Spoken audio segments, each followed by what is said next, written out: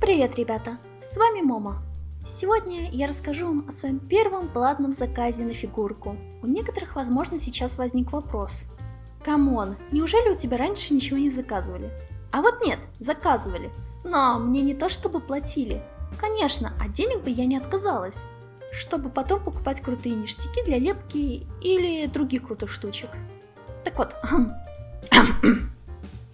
а как вообще все пришло к такому событию? Это был обычный осенний вечер, где я переписывалась с Яри о всяком.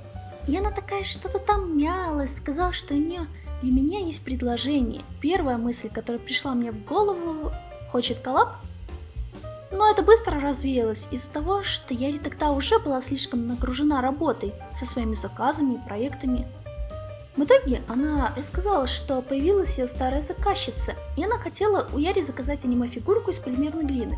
А у меня вновь, как вьетнамские флешбеки, начали крутиться мысли о том, что у Яри раньше не заказывали аниме-фигурок. Блин, это как так-то? И Яри спросила, может ли она своей заказчице порекомендовать меня.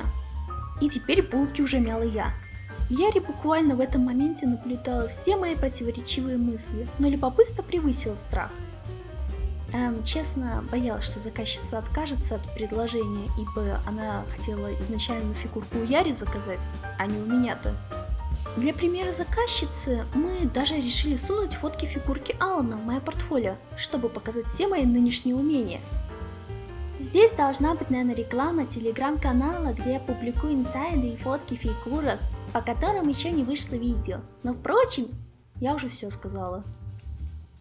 Мы с Яри ждали ответа заказчицы, и в итоге она согласилась у меня заказать фигурку. Да! Я чувствовала эйфорию и все дела. Потом наступил момент страха и паники. Что дальше-то делать? Благо, опытная Яри была рядом, чтобы привести меня в чувство и рассказать все основные правила работы с заказчиком. Цена, предоплата, референсы, поза, размер. Кстати, спойлер, с размером я знатно накосячила. Заказчица написала мне в ЛС, и мы начали мило обсуждать детали заказа. И, конечно же, я всегда ждала подвоха. В свое время насмотрелась на ютубе видео о плохих заказчиках в арт-комьюнити, и ожидала, что трэш может произойти в любой момент. И я сниму какой-нибудь ролик с названием «Мой первый заказ» или «Как меня выкинули в окно и съели все мои печенье». Абсурдная длина названия придумана под впечатлением от просмотра современных аниме-исекаев. Заказчица хотела заказать Бобби Фулбрайта из 5-й части серии игр про адвокатов. А с аниме про адвокатов я люблю ржать, поэтому с удовольствием принялась за работу. Мне дали пару поз на выбор, которые хотела заказчица. Они разнились по степени сложности, и конечно же, я выбрала посложнее, ведь я маньяк-трудоголик. Это был довольно интересный опыт, и я рада приобретенным новым знаниям. Узнала, что если смешать гель от Фима с мелким порошком пастелью, который я получила благодаря наждачной бумаге с большой зернистостью, можно сделать имитацию цветного прозрачного стекла. Попробовала эпоксидную смолу, как и для склейки, чтоб, если фигурку и можно было бы разрушить, то только осознанно распотрошив ее.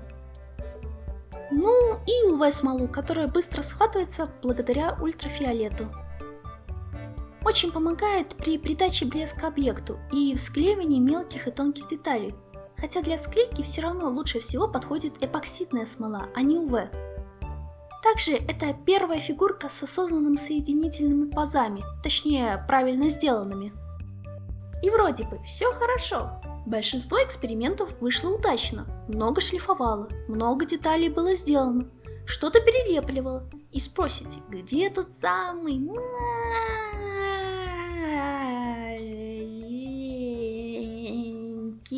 нюанс? Бобби вышел титаном. Если что, то мы с заказчицей говорили про 15-20 сантиметров. Но никак не про 37. После создания головы поняла, что он выйдет большим, но мне так нравилось его лицо, не хотела перелепливать заново. И так старалась сделать ему красивое пропорциональное тело, что в конечном итоге его размер стал гигантским. Он мог бы стать тем самым орудием преступления из самой первой части первого дела про адвокатов. После пару дней наблюдения за ним я наконец-то успокоилась и решила его надежно упаковать для отправки заказчице. Поиск коробки под 40 сантиметров фигурки было еще тем забавным квестом. Но, знаете, чаевые от заказчицы того стоили.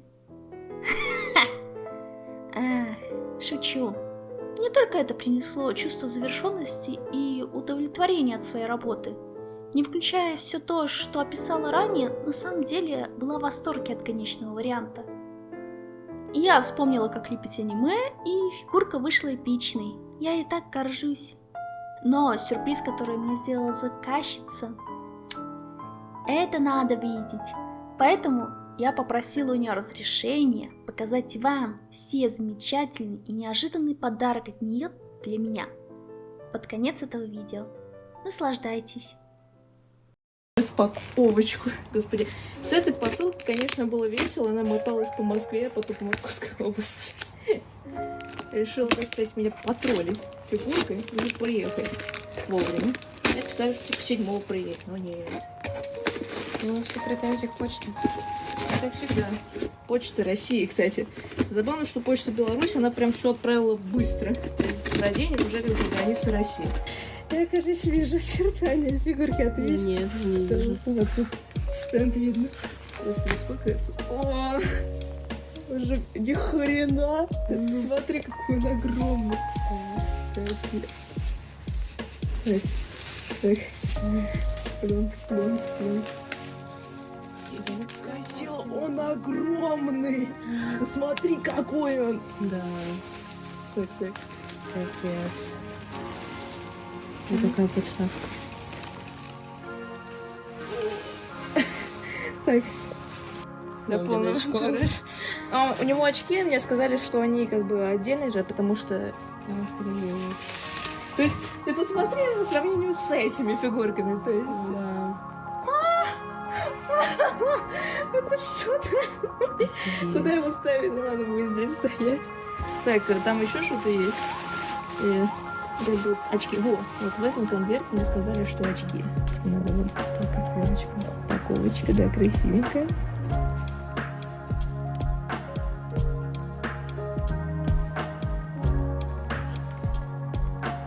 Вот они. О! Вау! Тут еще что-то? Это что? Это что? Это пицца? Это пицца? Я ни хрена не думала, что он такой огромный. Я писала типа сантиметров 20. Ну это не сантиметров 20. Фокусироваться. О! Вот. Капец. Идеально. Ну-ка, сейчас.